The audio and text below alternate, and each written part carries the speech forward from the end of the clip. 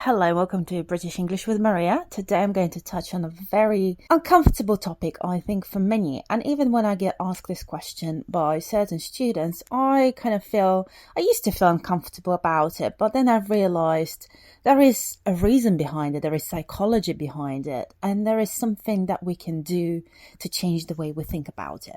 So the question I get asked a lot, am I too old to learn English? People get embarrassed when they come to lessons and they actually say, am I too old to be here? Is this too late? I wish I'd done this when I was younger. And this is a very good grammatical construction, by the way, about regrets, about the past. So we use I wish plus past perfect. I wish I'd done this, or I had done this in full form. So my response is always to them, things come in good time. Things come at the right time. When you were younger, you didn't see the need to learn English. Perhaps you didn't have the right teacher at school or wherever it is that you had the opportunity to improve and learn your language skills. You are here now because you have a real need. And often that need comes from needing to improve for work, for professional growth, for moving countries, for getting a promotion, for getting into a position that's more internationally exposed, where you are expected to speak the language.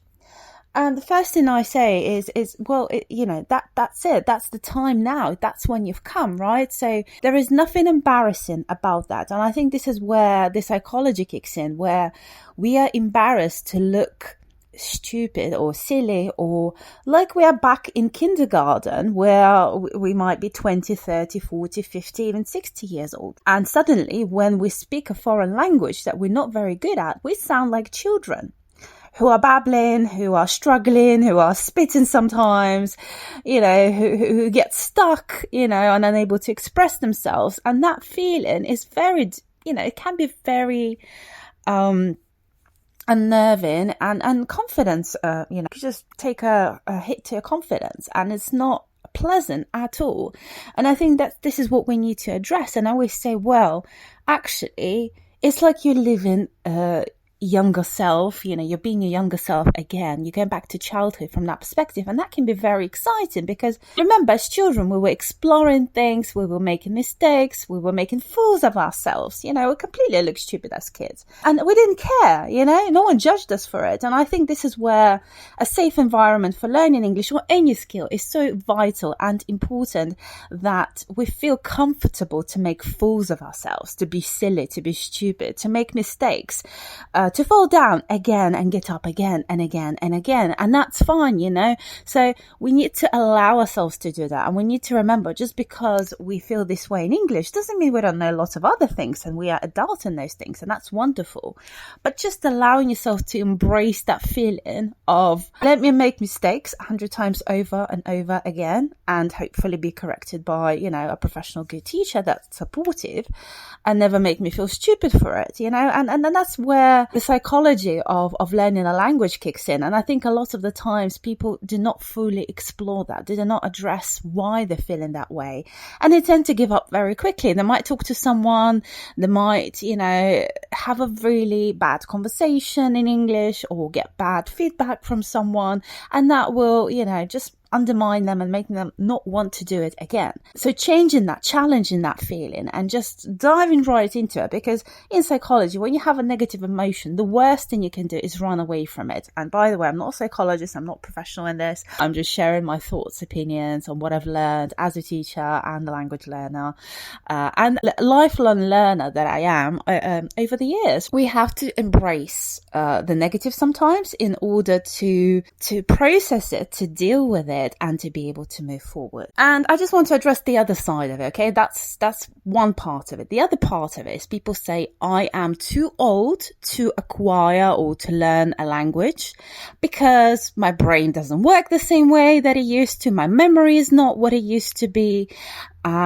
I just don't have the time that I used to have when I was younger, right? So I say, well, it's a contribution. It's the little steps that count. If you improve a little bit today versus yesterday, that's what matters. You shouldn't focus so much on, And this is where you shouldn't compare yourselves to other people. Other people have different abilities, different level of energy, different level of commitment, different level of the amount of free time that they have to do this, right? So you cannot ever compare yourself to others. You can let others inspire you, but do not let them make you feel like if you're not progressing as fast as them, that is just not worth making the effort. Not at all. Making small efforts, small changes is better than making none of the progress whatsoever. So back to the memory, right? So yes, I've noticed, of course, we tend to, and I'm not a specialist. There are plenty of specialists who think about the memory, who talk about, investigated the brain, how it works. I'm merely speaking as someone who's been learning languages and other things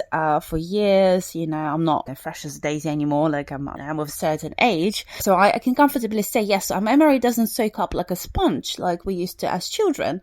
However, we have certain skills that we've developed as adults to acquire new information, right? So we tend to kind of apply logic to it. We tend to conceptualize it better than children. We tend to come up with more, real life examples, for example, to apply, certain grammar rules that we've learned, right? So we can apply it to our life, come up with examples that make sense, and for it to stick better. So we have techniques as adults, okay? And I think the other big part of it is the blockage. When you are emotionally blocked, you simply are not going to learn as well as when you are relaxed and comfortable. I don't know if you've ever heard, but people say when they are drunk, they are suddenly or tipsy, they suddenly start speaking the language fluidly, comfortably. They don't know where it comes up from some sort of subconscious, right? And that's what alcohol does. It relaxes you. Now, I'm not advocating that you go out and get drunk every time you want to speak a foreign language. However, you need to induce that state of being relaxed, being comfortable, not being afraid to make mistakes. Suddenly things start flowing. So whatever works for you, meditation, self-talk, some practices, some breathing techniques, you have to find what works for you. So your memory will suddenly improve, and you'll be able to soak up things better when you're not stressing about it, when you're doing it with pleasure, with joy. You're allowing yourself to make mistakes. You're allowing yourself to misunderstand things sometimes and go over things again and again.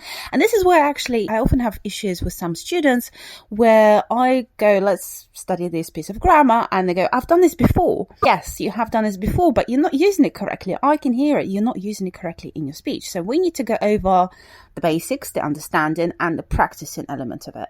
So if you are willing to go over things again and again and again, and I think this is where being an adult can be a barrier, because you think just because you're an adult, you're supposed to get things right the first time. You're not going to be repeating things many times over. Or when you're doing that, repeating and going over things again and again, you feel guilty about it. You feel bad about it. You feel like you're silly. And this negative self-talk is very debilitating, and it's not an efficient and effective way of learning. You have to be kind to yourself to say, I'm going to get this wrong 100 times. The 100th and first time I will get it right, whatever, how many times it takes. And that's fine as long as you allow yourself to go over the material again and again without feeling guilty or stupid or silly about it.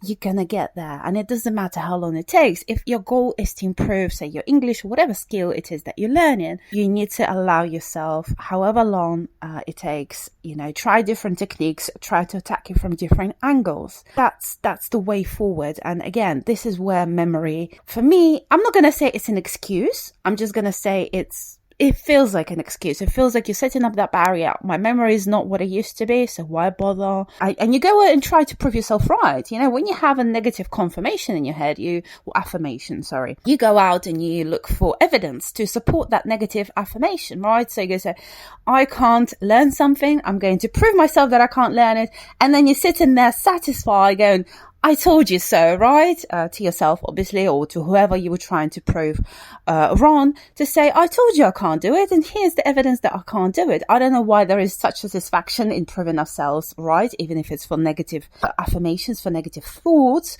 But you have to break that cycle. You have to say, is it a matter of satisfying my ego, making myself feel good about the fact that I've not been able to go out and get something done and I've proven myself right? Or is it more important for me to improve that skill? Is my life going to be better from this short-term, burst of feeding your ego? Or is it going to be better if I'm going to take more time, more effort, and I will improve my English or whatever skill it is that you're improving? You have to assess that. And it's a real self-talk, and it's real facing the truth, facing yourself, facing your fears. I say learning a language is never just about learning the grammar rules or just practicing pronunciation. There's a lot of psychology, a lot of emotional processing. There could be a lot of trauma. Maybe you were traumatized as a kid when you were learning things, getting them wrong. Maybe you had really tough teachers some teachers humiliate their students for getting things wrong. It could have been your parents, that could have been too hard on you. You have to process that childhood trauma to move forward, because if you allow it to block yourself, I'm sorry to say, it will impact how you learn now. And then you're going to say, I'm too old to learn. No, you're not too old to learn. You need to process those things. I'm sorry this was an uncomfortable topic for you today, because, not all topics can be fun and fluffy and happy and joyful. We have to face the dark side of ourselves sometimes and of some things in order to move forward. And I hope this was useful to some of you, because for me, even speaking about it, I am reaffirming it for myself, and hopefully I will take my own advice and run with it, face my own dark side and my own fears and my own traumas to move forward. And I hope that you will do the same. It might not be today. I might have planted a seed. You might do it tomorrow. You might do it in a month's time, in a year's time, whenever. But I hope I've planted a seed of hope.